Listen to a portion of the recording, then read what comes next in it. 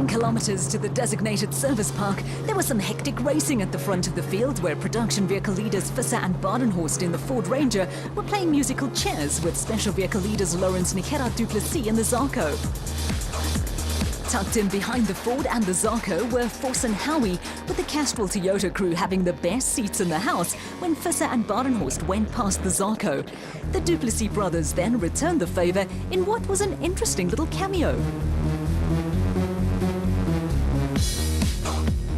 The husband and wife team of Marius and Jolinda Fourie had settled into a solid second place in the special vehicle category in the PHB BAT. They were 47 seconds adrift of the leaders and had 12 seconds in hand over championship leaders Hutchinson and Stassen, who had steadily worked their way back into third in the Motorrad BAT Venom. Battle was also raging between Hannes Grobler and Henny Testeger in the RFS BMW and Anthony Taylor and Chris Birkin in the Castrol Toyota Hilux. The two crews had shadowed each other for most of the morning and were running just ahead of Richard Fuller and Dennis Murphy, who had taken control of Class P. Behind the Regent Racing pair, Neil Mayer and Joseph Lewis in the Liqui Moly Zarco were being kept busy trying to hold off Cox and Schroeder in the PS Laser Nissan Navara.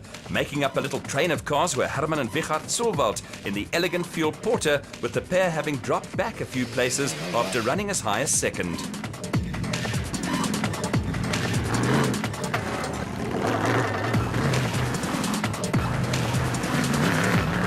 The sudden demise of the Liqui Moly car was unexpected, but they were not the only ones with problems. Ja, ons voorste linkerwiel, ek weet nie waar hy is nie. Weet jy omdat hy weet nie of hy weggerol het of wat nie. After a long walk, Louis Alberts finally located the errant wheel, but a somewhat bizarre incident put the Alberts father and son combination out of the race and lifted the steady Mark Corbett and Rudy Balzar upper place in the Century Racing CR4. Corbett and Balzar were now running just outside the top 5 and were being chased by Bloemfontein crew Peter Ruthven and Leander Pinard, who were keeping the local flag flying in the Rubicon BAT. There was more drama when a puncture 20 kilometers from the compulsory halt dropped Johan van Staden and Mike Lawrenson down the race order, with the title initiative slipping back towards Evan Hutchison and Donnie Stassen. Back to the production vehicles, and while Sun City 400 winners Christian de Plooy and Henk Janssen van Vieren were out of the production vehicle championship picture, the Pretoria-based RFS BMW pair were locked in a fierce battle with the Regent Racing Nissan Navara of Whitehouse and Carlson. The two crews were separated by only 21 seconds, with Whitehouse and Carlson being chased down by Woolrich and Huxtable in the second Ford Racing Ranger entry. After a disappointing prologue, the Ford pair had managed to slip into a much better rhythm.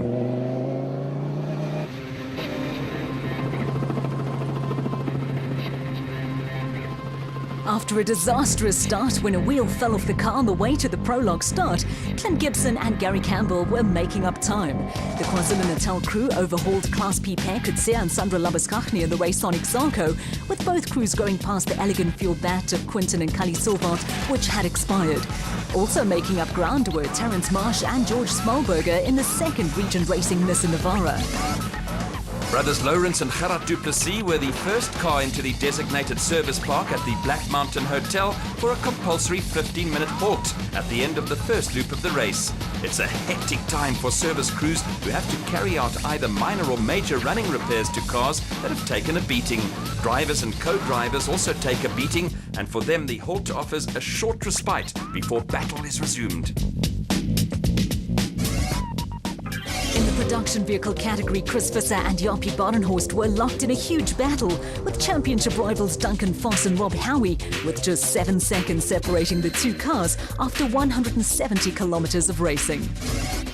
It wasn't quite as tight in the special vehicle category, where the du Plessis brothers had a 47-second cushion over Marius and Jolinda Fourie, with Evan Hutchison and Donnie Stassen a further 12 seconds adrift.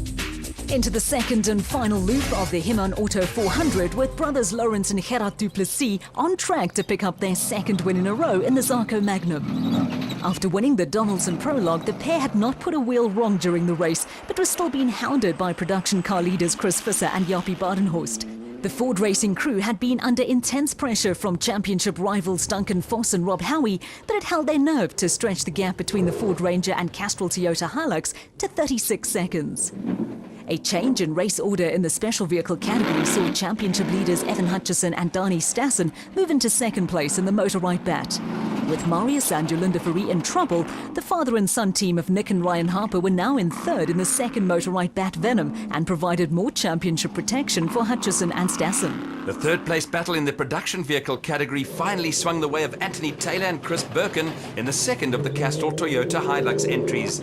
They now had a comfortable cushion over Hannes Grobler and Henny Tersteege, with the RFS BMW pair settling for a solid fourth rather than heroics. Behind them, Johan van Staden and Mike Lawrence had staged a comeback in the Atlas Copco bat, and fourth place would mean dropping only 2 championship points to Evan Hutchison and Dani Stassen. The Atlas Copco crew were around 2 minutes clear of Harman and Richard Silwald, who were coming under late pressure from Mark Corbett and Rudy Belzer, who were having a strong race in the Century Racing CR4.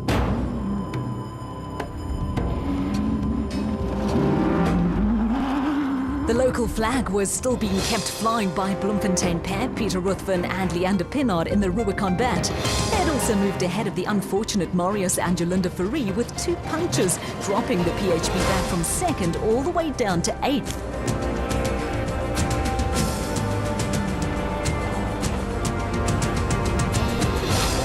Behind the Fouries, a huge battle was on the go between 3 production vehicles. Alfie Cox and Jürgen Schroeder were under attack from the RFS BMW of Christian de Ploy and Henk Janssen van Vieren, who in turn were under attack from the Ford Ranger of Lance Woolridge and Ward Huxtable.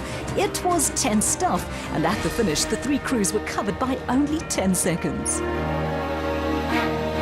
After their unfortunate start to the race, the KZN pair of Clint Gibson and Gary Campbell did well to work their way into the top 10 in the Gibson Racing Porter. A steady run had taken Mike Whitehouse and Matthew Carlson into 8th amongst the production vehicles, with the Regent Racing teammates Richard Fuller and Dennis Murphy taking a top 10 finish and Class P honours in the special vehicle category.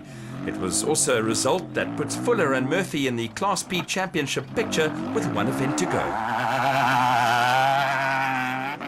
A trademark performance took the ever-steady Terence Marsh and George Smallberger into 9th place among the production vehicles in the second Regent Racing Nissan Navara, and Paralympic swimming star Natalie du Toit marked her off-road debut with a top 10 finish alongside Archie Rutherford in the SA Warranties Nissan Navara. The Class D battle produced a first win of the season for brothers Johan and Werner Horn in the Mullilan Toyota Land Cruiser, and Dirk Pitter and Chris Claessens wrapped up the Class C championship with their 6th win in 7 outings in the 4x4 Mega World Toyota Hilux.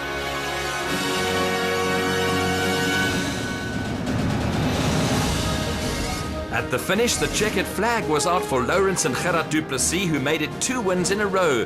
They were followed home by the motorite bats of Evan Hutchinson, Dani Stassen, and Nick and Ryan Harper, and the Atlas Copco bat of Johan van Staden and Mike Lawrenson. All it meant, as the traditional bubbly sprayed, was the championship fight would go to the final event of the season. Vanoggend het ons die tandtrou was lekker oop geweest en daarna toe sukkel ons bietjie. Toe moes ons die pad maak.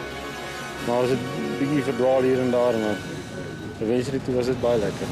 Kry ons die route bietjie, ons GPS het bietjie rondgeneek, maar baie lekker. The final winning margin for the du Plessis brothers was a comfortable 2 minutes and 7 seconds.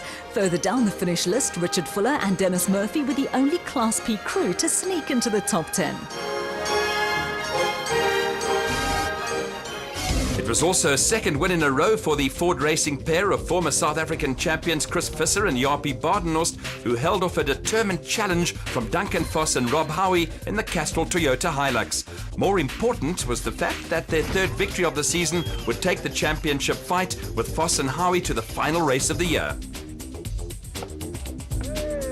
Yeah, I guess we could have asked for anything better. Today was excellent. Yeah, the whole day was unbelievable. This morning we started just behind Anthony and they made a small navigational error and we went past him, and thank you, Jaapie. No. I appreciate it.